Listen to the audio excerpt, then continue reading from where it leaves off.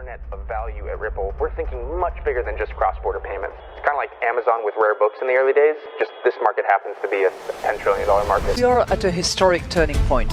Said in the past that you are doing for money what email did for communication. Moving the whole revolution forward. Take on it. There's trillions of dollars parked around the world. XRP. Is there a possibility that Ripple could take over Swift one day? Well, welcome back, ladies and gentlemen, to another episode of 24 Hours of Crypto. Let's get right in today's video. Wow, that's all I gotta say. The video by Raoul Pal is going absolutely insane.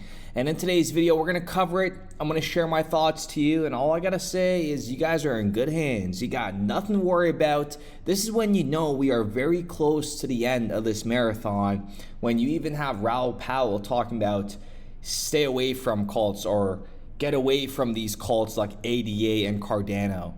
Well, listen to what he says here. I'm going to break down exactly why there's nothing to be worried about, especially given the information that we present on this channel.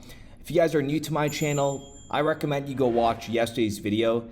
That's all you need to know about XRP. The value is going to go to $10, $20, $30, $100. It's just a matter of individuals understanding where the value is going to get driven from for XRP. And there is a 1% of the world's population that actually really understands it. And I pray for you, and I hope you try to understand it and wrap your head around XRP and why it's going to flip Bitcoin. Let's listen to what Raoul Pal says here. Okay, I may be butchering his name, that's okay. But listen to what he says. XRP, it's like from 2 bull markets ago. You might be right, you might love it forever. Just please move to whatever the strong momentum is. I know there's that fear in your head is this time it'll be the big one. You'll get plenty of notification, you get back in, but don't miss the bull market because you're in a narrative of past. And the communities are huge. And I don't want to get attacked by people online for this, but I just feel like you're being done a disservice by being in a cult. Our job is to be mercenaries. We're in the job to make money, not to be a cult. Cults don't make money except for the leaders. So I know it hurts people when I say this.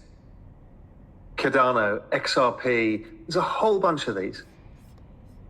I really hope you're right, but hope is not an investment. Cults don't make money except for the leaders. I mean, we're in an infancy of this whole crypto ecosystem. People want to talk about Ripple holding escrow when there is an unknown entity that owns more than 1 million Bitcoins, and that is the name Satoshi Nakamoto. That's going to be revealed one day. And before we get further into my explanation on, there's nothing to be worried about, listen to also Raoul Pal. This man was pretty much promoting Terra Luna, especially Terra Classic. Now, that's what they call it. And look at this. This went from $113 in a matter of days to zero in not even a cent, not even a penny. It went to, 10 of a cent. It was insane. And look at this. Their stablecoin, complete depeg. Now it's not a stablecoin, it's a stable penny. It is a stable penny is what we're seeing. And this man right here, listen to him. Terra network, you can just put money, stake the network and get 20%. And they're basically risk-free. This is the collapse of what was the 3rd largest stablecoin. Basically risk-free. Terra really is impaired here. Basically risk-free. It's one of the worst scandals in the history of the crypto industry. This is mind-blowing. So I have never seen anything like this. Basically risk-free. At this point, the next big thing to watch would be exchanges delisting these tokens. If you want to own that network. Same with Ethereum. And really, that would be the nail in the coffin here. This is mind-blowing. And in this crypto ecosystem, a lot of people are getting distracted. It's a 13-year-old, 12-year-old asset class. And I've said this in the past in my videos where, our minds haven't lived anything like this before. So we are going through an educational phase as this whole crypto ecosystem grows. But when XRP takes the #1 seat in this whole crypto ecosystem, that's when a lot of people are going to get shocked. And folks, for the individuals that don't know, I've worked in a regulated industry my whole life.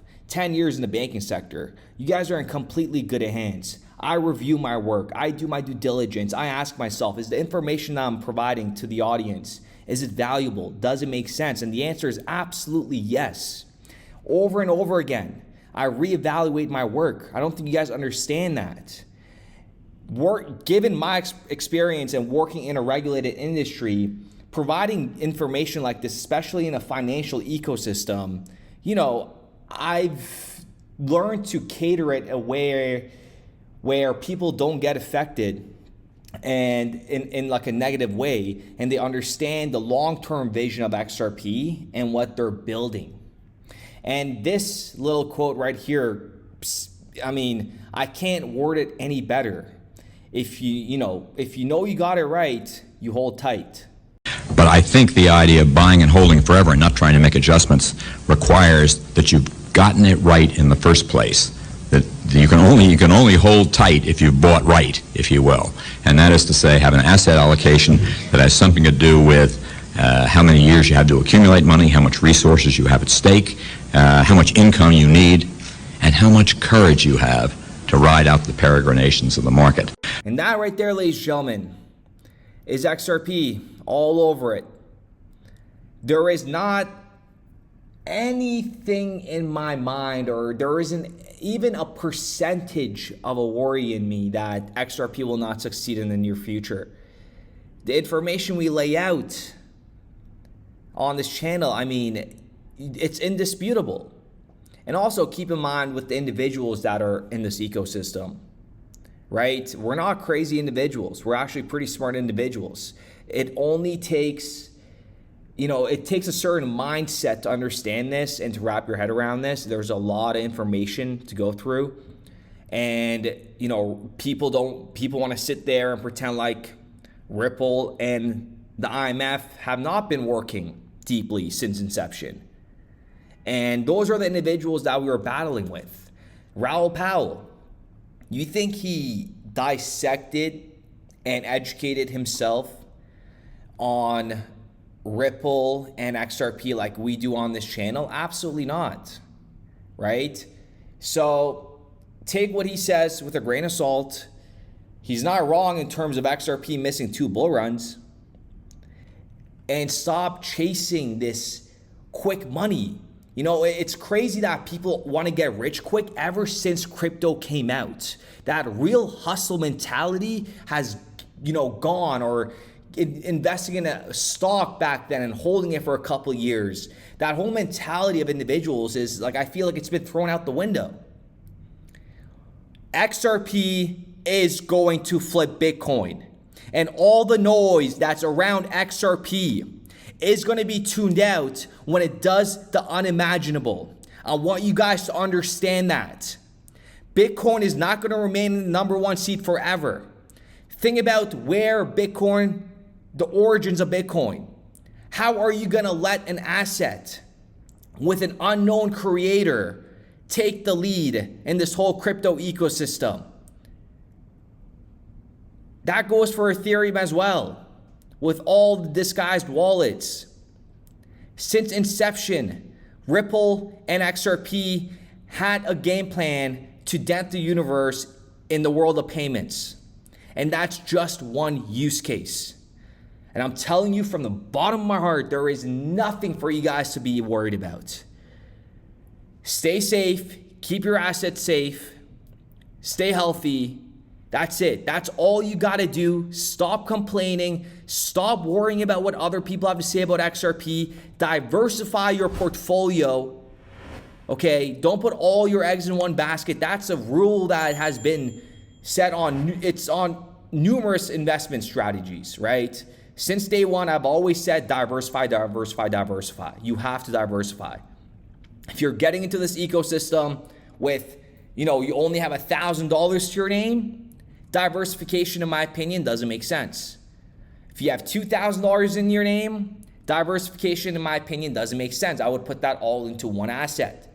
But anything other than that, do your due diligence, not financial advice.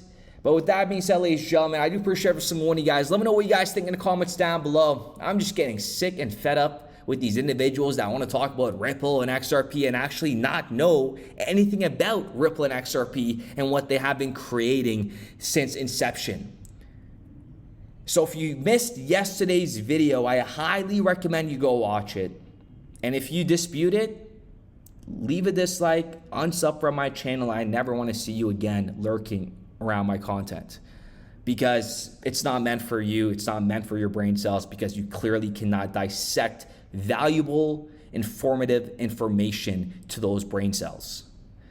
So with that being said, I'm going to play this one more time because this is so true. Understand that a movie will be made about this whole Ripple community and XRP and how it dethrones Bitcoin from the #1 seat and how it was bashed and hated on for years. And it did the unimaginable.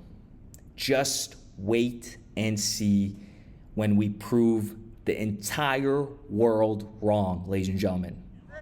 But I think the idea of buying and holding forever and not trying to make adjustments requires that you've gotten it right in the first place. That you can only hold tight if you've bought right, if you will. And that is to say, have an asset allocation that has something to do with how many years you have to accumulate money, how much resources you have at stake, how much income you need, and how much courage you have to ride out the peregrinations of the market. Tech stagnation is that when something does happen, we don't even know how to process it. So, I think Bitcoin was a big invention. We can debate whether it was good or bad, but it was a pretty big deal. And it was systematically underestimated for at least, the first 10, 11 years. You could trade it. It went up smoothly for 10, 11 years. It didn't get repriced all at once because we're in a world where nothing big ever happens. And so we have no way of processing it when something pretty big happens. The internet was pretty big in '99. Bitcoin was moderately big. The internet was really big. Bitcoin was moderately big. And I'd say passing the Turing test is really big. It's on the same scale as the internet. We started building RippleNet with the thesis that crypto liquidity would eventually be able to support robust global payments, large payments. RippleNet was designed so that customers seeing the benefits of our fiat-based network could flip the switch to ODL once the market was mature enough. And this is exactly what's happening. Flip the switch.